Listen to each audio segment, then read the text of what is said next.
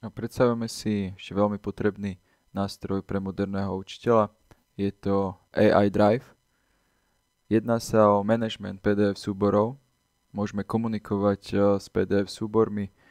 Umelá inteligencia nám robí rešerš našich PDF dokumentov, vygenerovať si obsah, napríklad nejakej knihy, kľúčové slova odborného článku, alebo zostaviť test rovno z PDF súboru. Samozrejme teraz si poviete, že takúto vec sme už videli pri Claudeovi alebo pri čete GPT. Je to pravda. Ale v čete GPT a pri Claudeovi máte obmedzené prompty, teda komunikáciu s PDF súborom a takisto máte obmedzené možnosti nahrávania PDF súborov. Teda záleží, aký veľký súbor môžete nahrať. Tu na to máte neobmedzené. Obe strany sú neobmedzené. Takže ponúkam vám skôr alternatívu, pri ktorej neminiete ani cent. Takže máte PDF, ale s tým tu naplatíte takú menšiu daň. Že využívate umelú inteligenciu Claude, ale v tej najnižšej verzii, takže Haiku. Haiku, ako sme sa dočítali v súboroch, ktoré som vám ponúkol v kurze, je tá najjednoduchšia umelá inteligencia od Anthropicu, ale má najrýchlejšie odpovede. Takže nie je to úplná prehra. Ale ak to chcete všetko zadarmo, tak máte možnosť cez myaidrive.com. Prihlásime sa jednoducho cez Google, Microsoft alebo Yahoo, alebo môžeme si vytvoriť vlastný e-mail alebo ten, čo používame a registrujeme sa cezeň. Takže dáme najjednoduchšiu možnosť cez Google. Už tu mám nahraté nejaké PDF súbory, s ktorými som pracoval. Nahrávajú sa jednoducho, dáme nový. Môžeme nahrať súbor alebo celý priečinok. My si nahráme súbor, Starec a more, dáme otvoriť. To je vlastne ten test, ak si pamätáte, čo sme generovali pri úvode do Clauda od Anthropicu.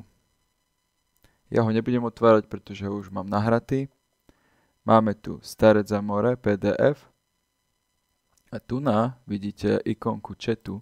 Klikneme na ňu a môžeme rovno chatovať. Vidíte tu, že nám vyskočila umelá inteligencia Claude 3 Haiku. To je tá, o ktorej som hovoril.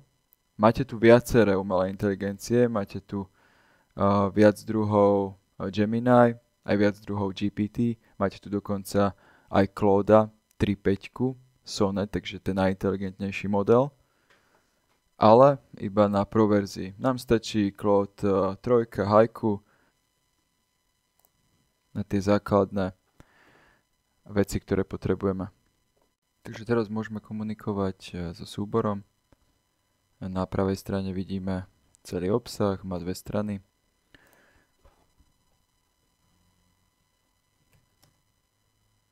Aký má daný súbor obsah.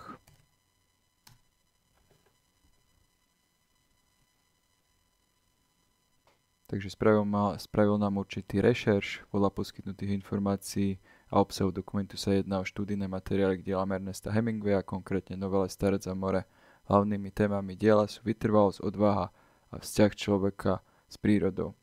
Takže jedná sa o tú menej pokročilú verziu Haiku.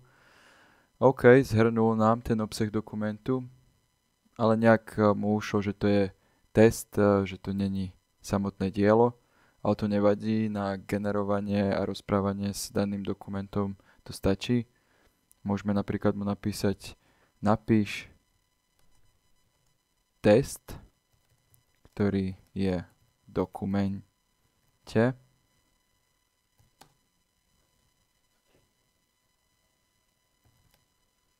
pre nižšie ročníky základnej školy.